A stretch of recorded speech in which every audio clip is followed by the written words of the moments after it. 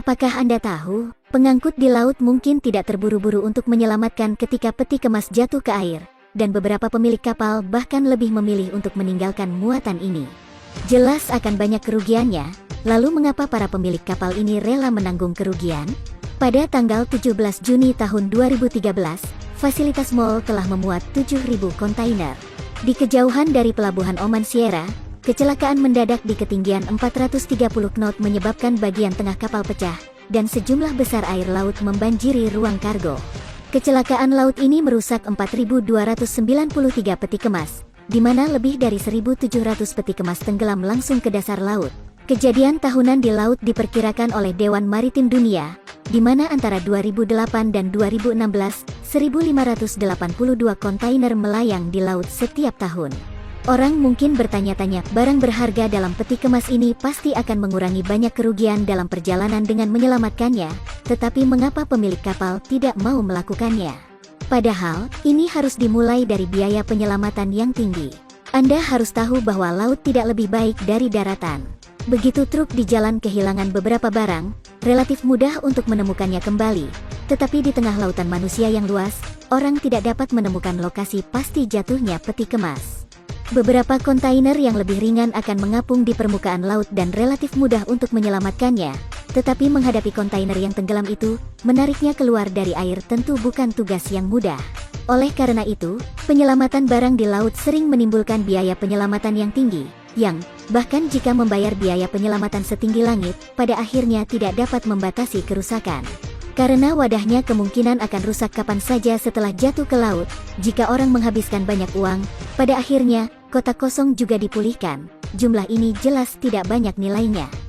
Ini seperti seseorang membayar harga tinggi dan meminta orang lain untuk membuka kotak buta untuk Anda. Nilai kotak buta yang Anda buka tidak diketahui. Bahkan mungkin ada sel kosong di sana. Ketika dihadapkan pada pilihan seperti itu, diperkirakan sebagian besar orang akan memilih untuk mundur. Di sini juga, ketika kehilangan kargo berada dalam batas yang dapat dikendalikan, pemilik kapal juga akan memilih rencana untuk mencegah kerugian pada waktunya. Selain itu, setelah peti kemas ini jatuh ke air, tidak semua pemilik kapal harus menanggung kerusakan. Jika pemilik kapal membeli asuransi peti kemas sebelum berlayar, maka kerugian ditanggung bersama oleh pemilik kapal dan perusahaan asuransi. Melalui ganti rugi yang diterima, pemilik kapal juga dapat memperoleh kembali sebagian kerugiannya. Selain itu, sebelum beberapa kasus khusus, kapal juga akan menyerahkan salvage.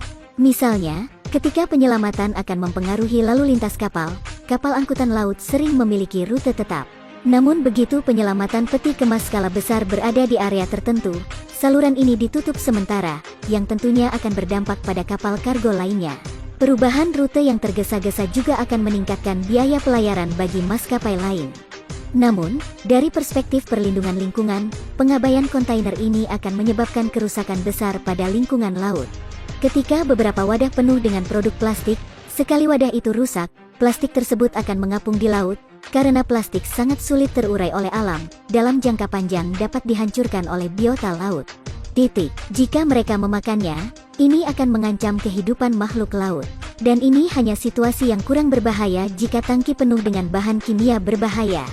Begitu pencemaran terjadi, pasti akan mempengaruhi kualitas air di seluruh wilayah perairan. Ketika habitat laut rusak parah, wajar jika mereka mati secara bertahap. Oleh karena itu, menyelamatkan wadah yang tenggelam sangat diperlukan.